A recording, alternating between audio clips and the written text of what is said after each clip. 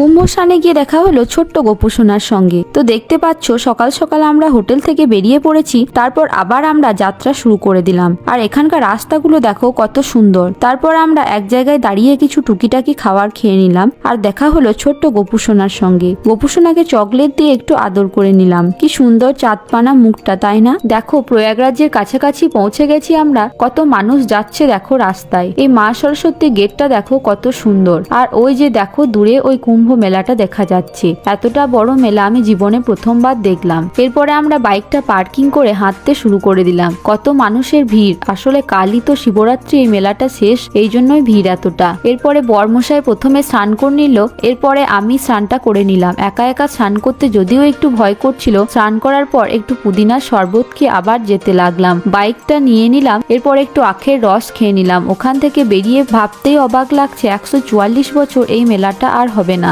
দেখতে পাচ্ছ সন্ধে হয়ে গেছে। একটু পরে আমরা রাতের খাবারটাও খেয়ে নিলাম। দেখা হচ্ছে পরের ভিডিও।